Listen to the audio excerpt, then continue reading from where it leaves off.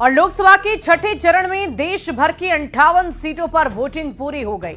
शाम 6 बजे तक बिहार की 8 सीटों पर 55.45% वोटिंग हुई, जो पिछले 2019 के मुकाबले कम है, करीब 3% कम है। और 2019 में इन 8 सीटों पर 58.47% मत पड़े थे।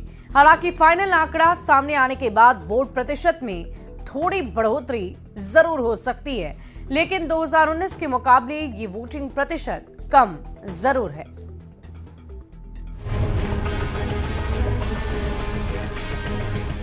सील होती ईवीएम की इन तस्वीरों के साथ छठे चरण की लड़ाई पूरी हो गई। देश भर की 58 सीटों पर जनता जनार्दन ने अपना वोट ईवीएम में कैद कर दिया। छठे चरण में बिहार की 8 सीट पर शाम 6 बजे तक 55.45% वोटिंग हुई। 2019 में 8 सीटों पर 58.47% मत पड़े थे, जो इस चुनाव यानी 2024 के मुकाबले 3% ज्यादा है। बिहार की 8 सीटों में सबसे ज्यादा वोटिंग पश्चिम चंपारण में हुई। पश्चिम चंपारण में शाम 6 बजे तक 59.75% वोटिंग हुई। पश्चिम चंपारण में बीजेपी के संजय जायसवाल का मुकाबला कांग्रेस के मदन मोहन तिवारी से। वैशाली में भी अच्छी वोटिंग हुई। यहां शाम 6 बजे तक 58.50% वोटिंग हुई। वैशाली से मौजूदा सांसद वीणा देवी एलजेपी-आर की टिकट पर चुनाव लड़ रही हैं, जिनका सीधा मुकाबला आरजेडी के मुन्ना शुक्ला के साथ है। वोटिंग परसेंटेज के मामले में तीसरे नंबर पर है वाल्मीकि नगर। वाल्मीकि नगर लोकसभा सीट पर 58.25% वोटिंग हुई। यहां जेडीयू के सुनील कुशवाहा और आरजेडी के दीपक यादव के बीच सीधी लड़ाई देखने को मिली है। पूर्वी चंपारण में 57.30% वोटिंग हुई। पूर्वी चंपारण में बीजेपी के राधा मोहन सिंह और वीआईपी से राजेश कुमार के बीच सीधा मुकाबला है। शिवहर में सीधी लड़ाई जेडीयू की लवली आनंद और आरजेडी की रितु जायसवाल के बीच है।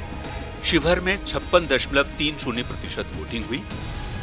बाकी बची बिहार की 3 सीट पर 55% से भी कम वोटिंग हुई है। सबसे दिलचस्प मुकाबले वाले सिवान में 52.50% वोटिंग हुई।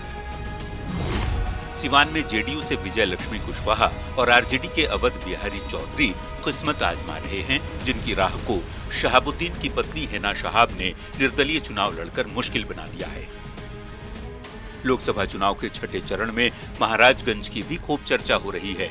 महाराजगंज में बीजेपी के वर्तमान सांसद जनार्दन सिंह सिग्रीवाल और कांग्रेस के आकाश सिंह के बीच मुकाबला है।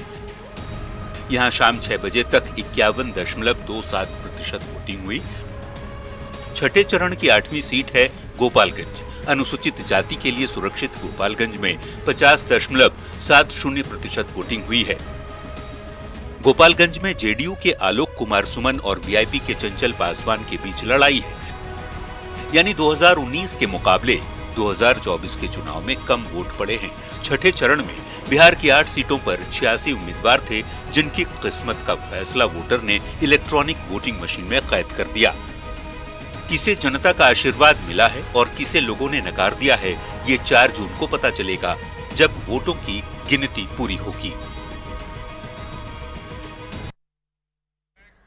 और चलिए अब आपको जल्दी से 2019 के मुकाबले 2024 के वोटिंग प्रतिशत को समझाते हैं। और सबसे पहले छठे चरण में बिहार की कुल 8 सीटों में वोटिंग प्रतिशत को आप जान लीजिए। छठे चरण का रण हुआ और इसमें 2024 में 55.45 मतदाताओं ने ओवरऑल मतदान किए और 2019 में 58.47।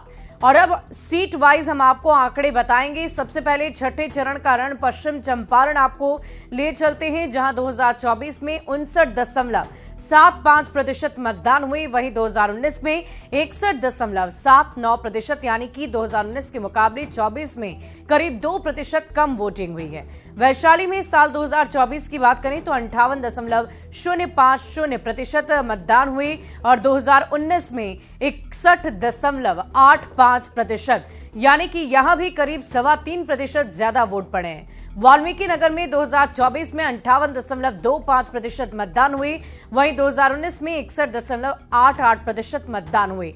यहां करीब 3.5% कम वोटिंग हुई है 2019 के मुकाबले। पूर्वी चंपारण में साल 2024 में 57.30%, वहीं 2019 में 59.94% मतदान हुए। पूर्वी चंपारण में 2019 के मुकाबले करीब 2.5% कम वोटिंग हुई है। छठे चरण के रण में अब आपको शिवहर का आंकड़ा बताते हैं। 2024 में 56.30% और वहीं 2019 में यह आंकड़ा था 59.40%। यानी कि यहां पर जो आंकड़े हैं इसके अगर हम अंतर की बात करें तो करीब 3% से ज्यादा कम वोट पड़े हैं इस बार।